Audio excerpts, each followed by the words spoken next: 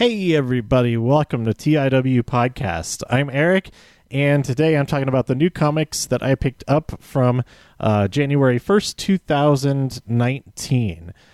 So one of my goals for this year is to read all of the comics that I pick up, that I purchase, the week that I get them. So this week I wasn't quite able to do that. I could have, but a lot of these that I picked up, I'm really close to being caught up on them, so I didn't want to skip over a bunch. So hopefully within the next couple of weeks, I'm going to be looking... The last part of this episode, I'm going to look at what's coming out next week. So for myself mostly, but also for all of you listening to know what some of the stuff that's coming out.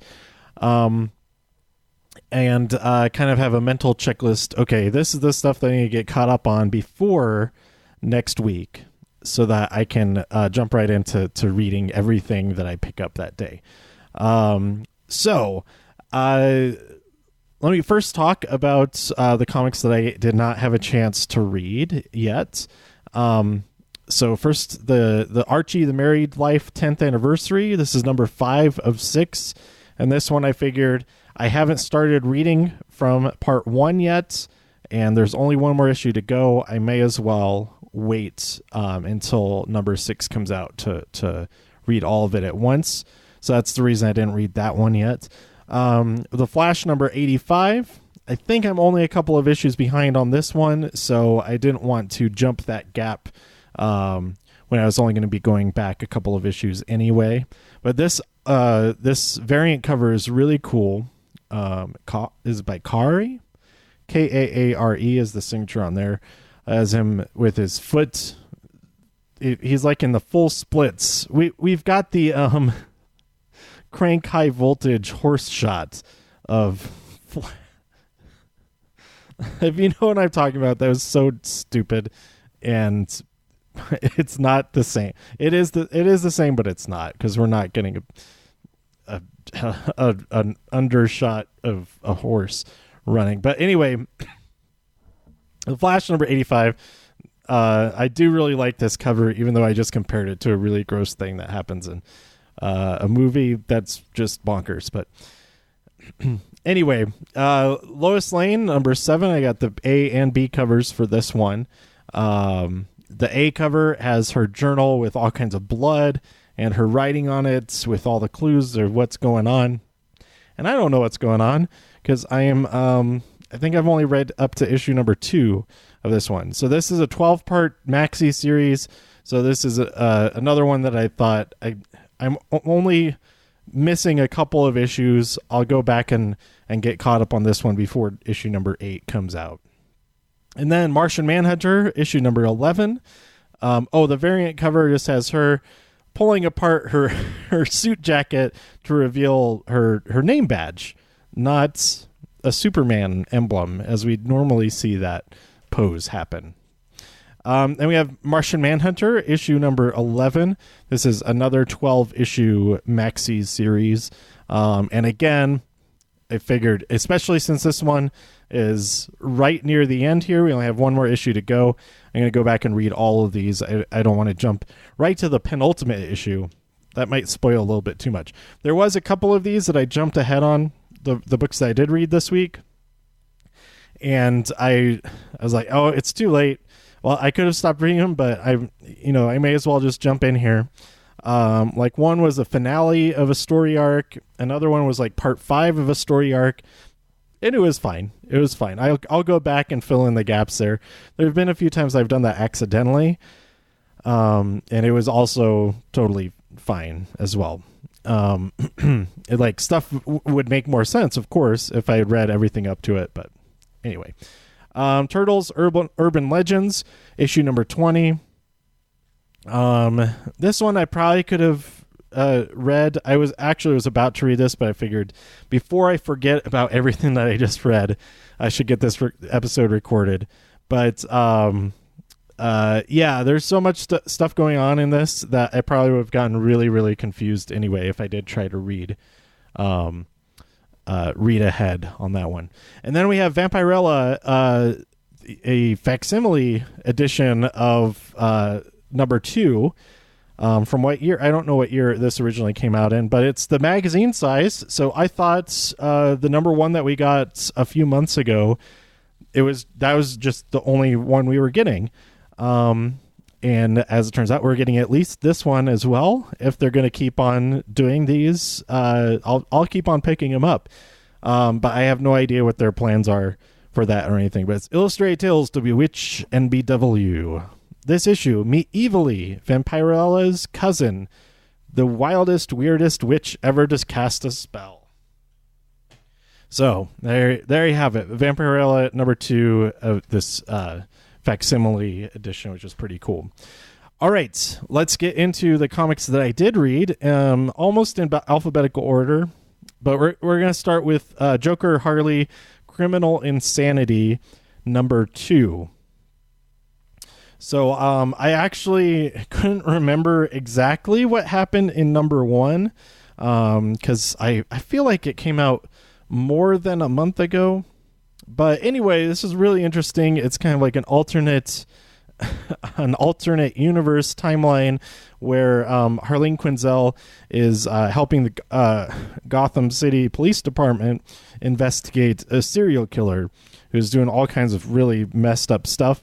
And we get this backstory of that serial killer who is the Joker, and all the stuff that is has messed him up in his childhood and growing up and all of that, and then the messed up stuff he's doing in the present. So for true crime fans, like serial killer dramas, all that kind of stuff, I think you'll really dig this book. It's part of the DC Black Label, and I'm talking about it first because it's a different size than the other comics from this week. It's that magazine prestige format. Although they've been throwing around the word prestige for other books that aren't, so I feel like they're using it to refer to the bind quality, the binding type, and not the dimensions. Because they described, I forget which book it was, but they're also advertising the upcoming Wonder Woman number 750 as prestige format, and I feel like it's not going to be like this magazine size that is just going to have this binding. And perhaps that also means not having advertisements inside the book. That's another one of the really cool things about the Black Label books, or at least the prestige format ones. I'm pretty sure that like Lucifer and all the other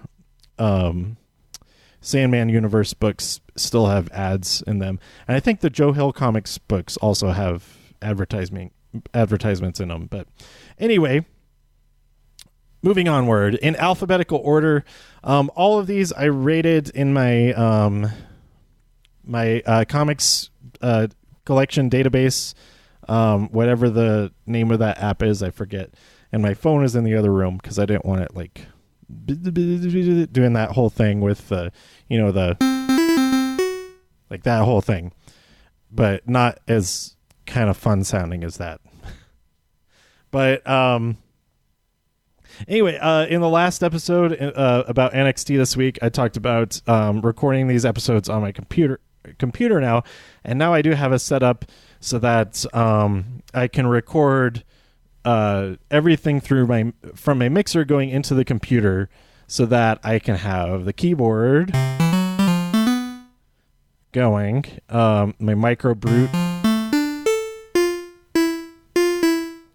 and have it playing the sequence there that is kind of, for right now, it's the tune.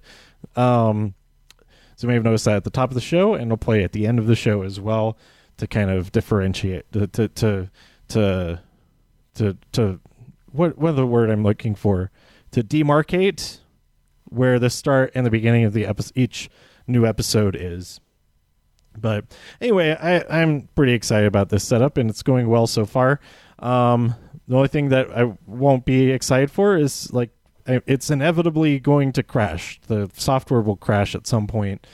Not in this episode necessarily, hopefully not in this episode, but there will be at some point a time when it will crash, I'm sure. And if that does happen, I'll be pretty upset. But I'll cross that bridge when I come to it. Anyway, Action Comics number that's why I'm, let's see. No, turn off the sequencer. Action Comics number 1018. I get this figured out so I can play tunes for every title. This continues the story coming out of Leviathan, the League of Justice Doom, or whatever they're called. They're going after Superman. We see the origins of the Red Mist, and all the stuff leading up to what is to come in Superman number 18, which I think comes out next week. Where Superman, Clark Kent, he plans to reveal his secret identity to the world, but before that, he in this issue he reveals it to the fire marshal, because she talks to Clark Kent about getting this is way too much detail about what happens in this issue, but he tells her, and as a test, that if she can help keep that secret until he makes the announcement, then she'll get Superman's endorsement running for mayor, I think it's mayor, maybe governor. There's a city councilman or or whatever he is in this month's issue of Harley Quinn. So, and I read that more recently, so I'm getting like kind of jumbled in my head. But anyway. I liked it. Earlier today, I saw a video that was like 30 minutes of talking about how Brian Michael Bendis has ruined Superman and all of that. And fair enough. If you're a big fan of Superman and you've been reading for all these years and all that kind of thing, I could definitely understand having that opinion. Probably. I don't know. I didn't watch all of that video. I just watched like the first couple of minutes of it, and then figured, okay, I don't need to watch the rest of this right now. But I have not read. So I read the one story arc right before Rebirth, which was him and Lois Lane in hiding. And I think I kind of knew that they were from another dimension, but I didn't know the whole thing about the previous Superman like being so weird. So that was the only real Superman that I read at the beginning of Rebirth, and it sounds like it was like pretty good stuff. This is classic Superman Returns, but I didn't start reading again until after Action Comics 1001 with Brian Michael Bendis taking over with Man of Steel, the 6-issue story. Excuse me, and all of that. So that's really pretty much the only Superman that I've known in the comics. I've read individual stories here and there over the years, but I've never read like an entire run of a Superman story, other than the death of Superman, like those like 6 issues or so that lead right up to his death or whatever. But so I'm not going to argue against that, against the argument that Bendis is ruining Superman, because I don't know. It's the only Superman that I'm really familiar with at the moment in comic books. So there you go. Anyway, I like this issue.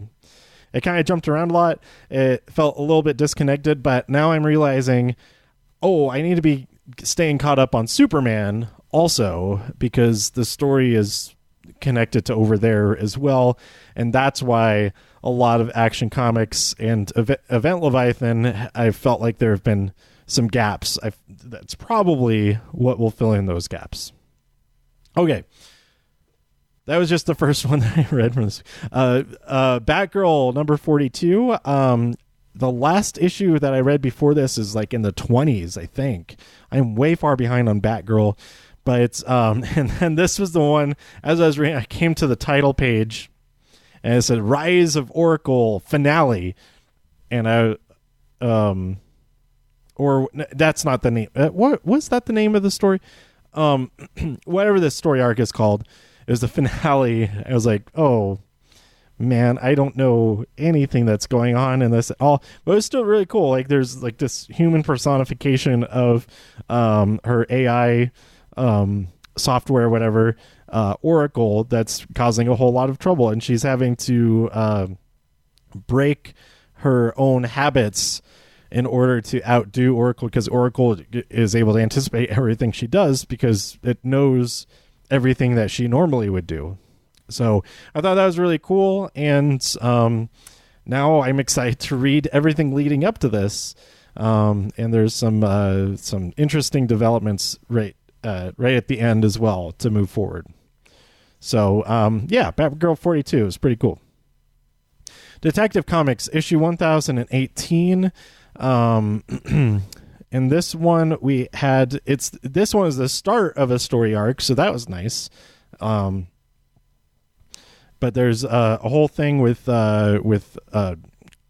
Norse mythology, like rituals taking place with a bunch of murders that Batman is looking into. But more importantly, we see Batman and Bruce Wayne interact with his dogs, Ace and Titus.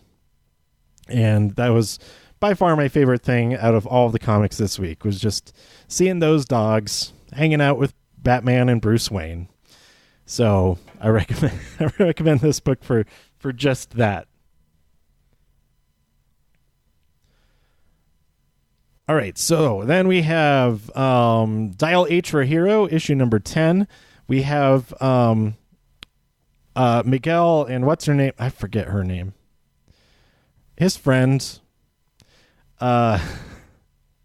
They head over to Earth 32, I think it is, or maybe it's 33, where all of the heroes are combined together. So you have stuff like Super Martian, a combination of Martian Manhunter and Superman. You have the Green Lantern Batman. You have Wonder Hawk, which is Wonder Woman and Hawk Girl put together. And it's all very weird. And then there's a gigantic Harley Quinn, but it's a Harley Quinnator. I don't know what she was mixed with. And I feel kind of dumb not knowing what villain she's mixed with to be twice as powerful and all that. So, yeah, this is a really fun issue. I'm not going to give away anything else that happens in the plot because there's some big things that happen there if you're following Dial H for Hero. Then we have Harley Quinn, number 69. Happy New Year. I got the B cover. I think that I also got the B cover for Dial H for Hero. But it has like a Saturday Evening Post style cover. I really like that. And then Harley Quinn, it's like a tarot card kind of, or it's like a woodcut style design for the new year. And I think this is the B cover. Yeah, it's the variant cover. Anyway, this story follows Hambezzler, who just gets out of jail after 30 years, having been locked up for embezzling $40 million from McGobbles, which is a parody of McDonald's. And that's really all that's all I really need to say about this issue. It's super goofy. It's really fun. I really liked it, and that reminds me to tell you that I've been watching Harley Quinn on DC Universe. Just the first 5 episodes are out as of this recording. In just a few hours, the 6th episode will be out. But we have Kaylee Cuoco. Kaylee Cuoco? Is that how you say it? I just saw her on under a rock with Tig Notaro. And her last name was pronounced differently from what I thought it was, but maybe it was. Anyway, Penny from Big Bang Theory. She does the voice of Harley Quinn on this series, and I was skeptical about that because the last movie that I watched with Harley Quinn, the last animated movie that I watched with Harley Quinn, actually was another actor from Big Bang Theory. What's her name? Howard's wife. I don't remember the character's name. I don't remember the actress's name. She was also in a really awesome, hilarious comedy about figure skating, which was not I, Tonya, which, interestingly enough, I, Tonya stars Margot Robbie, who is Harley Quinn in the live-action films. So what I'm saying is, it's interesting the connection between those three people. And Kaylee Cuoco, I couldn't imagine what she would be like as Harley Quinn, but now having seen the show, she's just awesome at it. And not that I didn't think she would be good, I just didn't know what it was going to be like. So yeah, there's tons of other comedians on there. You got Ron Funches as King Shark. He's hilarious. We have Tony Hale on there. Jason Alexander does a voice. What's his name? Wayne Knight is on there. JB Smoove. He's great. He's one of Poison Ivy's plants. And then, oh crap! And then I'm spacing on her name. I think she was on. She was on Children's Hospital, I think. Going to the IMDb page because it's more extensive. Okay, Lake Bell. That's who I was thinking of. What was she on Children's Hospital? Yes, she's Dr. Cat Black / Dixie Peters on Children's Hospital. Okay, I feel I was worried there that I completely forgot what else I knew her from. She was also in Wet Hot American Summer, the new stuff. She's not in the she wasn't in the original movie, but she's in the sequel and prequel series. But yeah, she's awesome as Poison Ivy. We have Alan Tudyk as the Joker. He's great. Let's see. Diedrich Bader is Batman.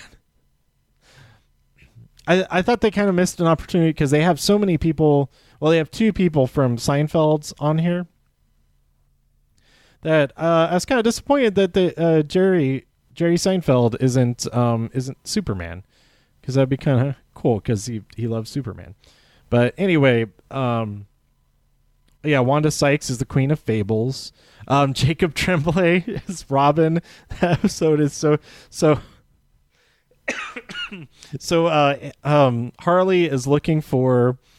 Harley is looking for trying to get a nemesis, because she's not getting any news attention and all of that because Joker keeps getting stopped by Batman, and so that gets all the headlines. So she's trying to find a nemesis, and she's trying to specifically become a nemesis of Batman. But when she steals the Batmobile and all this other stuff, and she gets thwarted, she's trying to get caught so that they could start this nemesis going. And instead of Batman, it's Robin there, and it's Damian. It's the Damian version of Robin. So he's a little kid, and he's voiced by Jacob Tremblay, and it's really, really funny. And that's all. I don't want to say anything else about it. It's great. Go check it out. DC Universe, Harley Quinn. All right. Next we have Justice League Dark number 18, which is part 5 of the Something Witch storyline. Circe is doing some stuff. She's possessing Wonder Woman again. I feel like she was doing that during the witching hour. Was it that character that was doing it? That's as far as I've gotten in Justice League Dark before this, so I did feel okay with jumping so far ahead because it's like 10 issues that I'm skipping over. But yeah, it was pretty interesting. With there's some mind control stuff going on, and there's certain doom meant for all of the magic world and all that. With Wonder Woman's psyche being held captive on the planet with whatever that thing is that she's got. Is that the? I don't know what that thing is that she strikes a deal with to get her body back, but yeah, it's pretty cool. I like it. And then the final issue that I read this week from what I picked up is Marauders number 5. We get more stuff with Iceman. And then I realized that I have not read number 4, but that's okay. It's been kind of like separate in each issue, like focusing on a different character in each issue. So I don't think that I've missed out a whole lot from issue number 4. It is a lot of. There's not like some big thing that there's a really big thing that they're dealing with, but it's not like an immediate threat like a lot of the DC storylines are in right now. It's a lot of like recovering from the last big thing and rebuilding for whatever comes next. But we don't know exactly what comes next, I don't think. Maybe we do. I'm not sure. So yeah, that's all of the books that I picked up this week. But let's take a look at what's coming out next week, January 8th. So I'm looking at freshcomics.us. This might not be the best way to do this because it's like an image of each book as opposed to just a list. So I'm going to be doing a lot of scrolling. But the books that I definitely am getting, starting with Marvel, Black Cat number 8. So I got to get caught up on that a little bit. I think I actually might already be caught up on that. Deadpool number 2. I really liked the new number 1 that came out a few weeks ago. Excalibur number 5. I don't think that I'm subscribed to that. I am definitely not subscribed to Fallen Angels. All this quiet time. I'll play a little music while.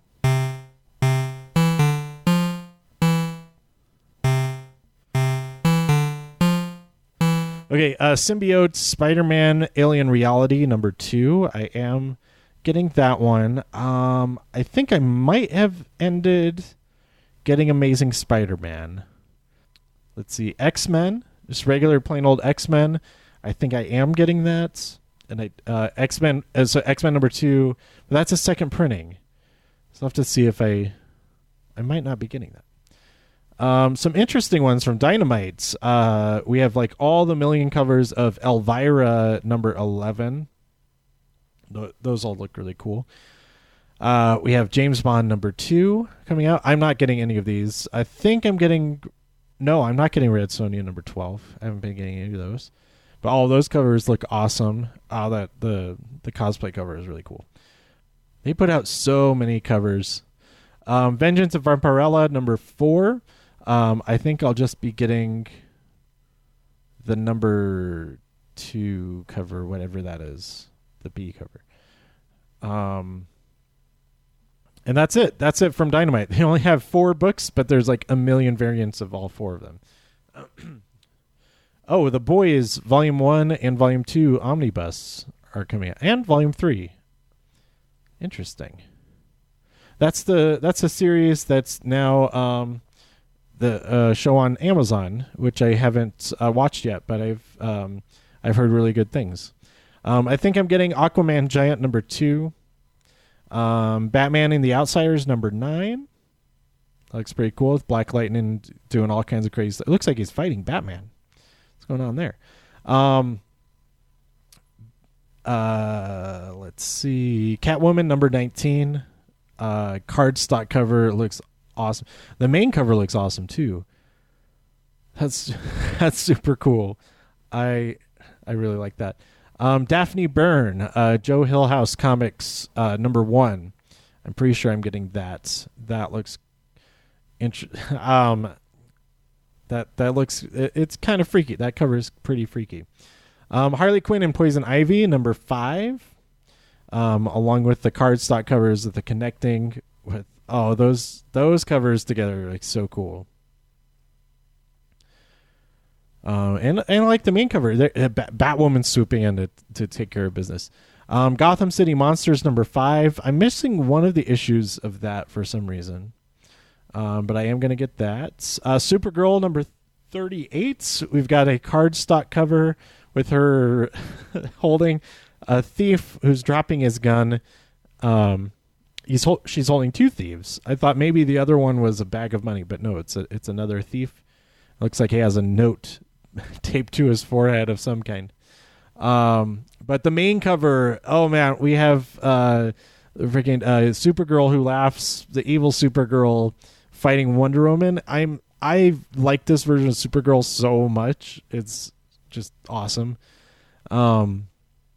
Yeah, then we have a Dollar Comics Brave and Bold number 197. It's Batman and Catwoman. A Night of Passion, Night of Fear with a Scarecrow there. They're kissing, and then Scarecrow's like he's making that happen.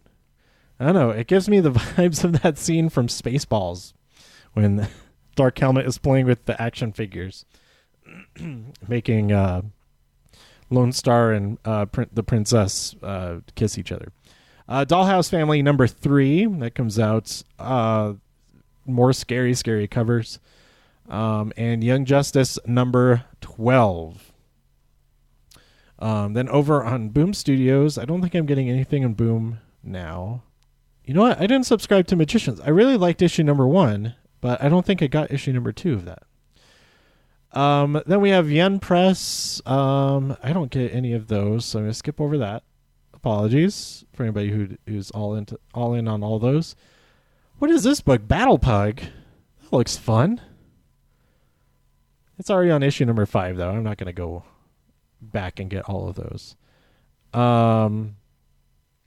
have Moonshine number 15. I think I might be getting that. Archie Comics. Archie and Katie Keene. I know about this. I think we have to pick this up. Add this to my list because Archie 1955 number 4 of 5 comes out, so this would kind of replace that in a way. But those are the only 2. They have the Archie's Big Books and Betty and Veronica Friends, Jumbo Comics. Those don't really count. Dark Horse, Stranger Things Into the Fire number 1. We've got 3 covers for that. I'm not sure if I'm getting that or not. A few things from Viz Media. Nothing that I read, so I'm skipping over that. Sorry. Graphic Universe, Kodansha Comics. So yeah, still getting. I'm still getting a lot of these, but hopefully, like this week, it was far fewer than like 2 weeks ago. It was like half as many books as. Well, no, 2 weeks ago was a lot.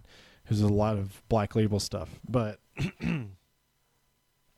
I think my goal of reading everything that I get is partly getting caught up on a lot of stuff, but also on cutting back on what I get. Combination of those 2 things will help make that a lot more possible, a lot more doable. So yeah, I think that's all. This is a really long episode. Going through next week's comics took up a lot of time. I think lesson learned for next week, I'm going to look at that list ahead of time and just write up, just make my own list of what I think that I'm going to be getting at the next week. So I'm not just being like that kind of thing that you just experienced for the last 10 minutes. So anyway, let me know what you thought about the comics. I'd say my favorite comic from this week was Detective Comics because of the dogs, but I really liked Harley Quinn. It was so weird and funny. Dial H was also great. yeah, I'd say those are my top 3 from this week.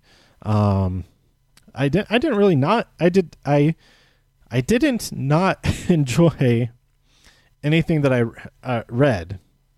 So good job me for picking stuff that I knew I would enjoy, or good job enjoying the stuff that I picked. So let me know what you thought about comics that came out this week, whether or not I read them, whether or not I picked them up, what comics you're looking forward to.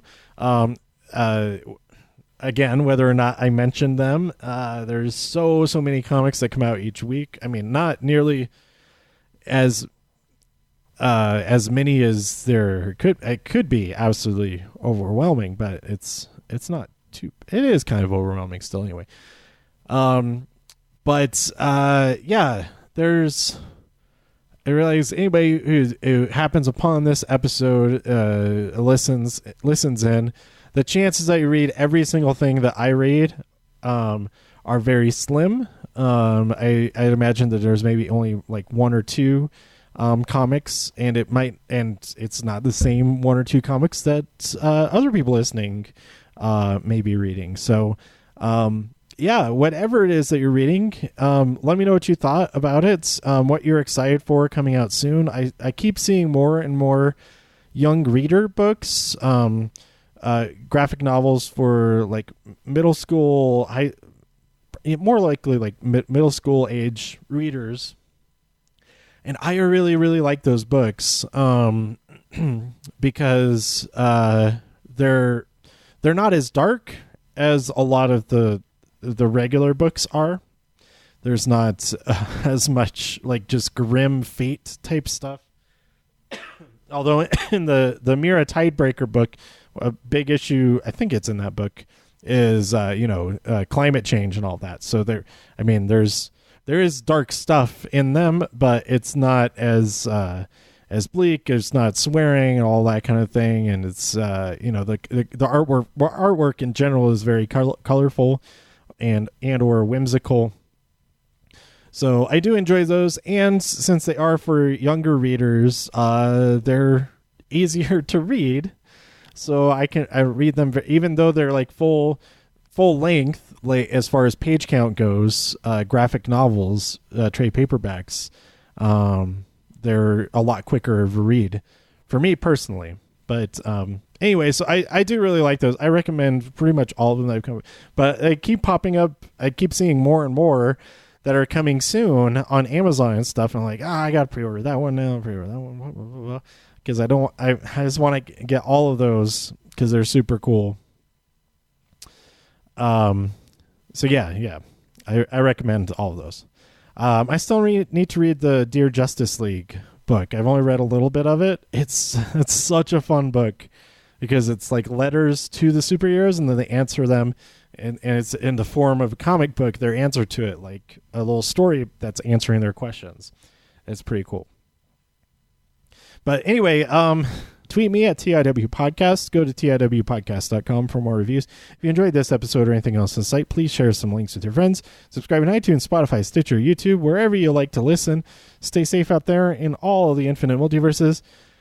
And I'll see you next time here on TIW Podcast. Bye.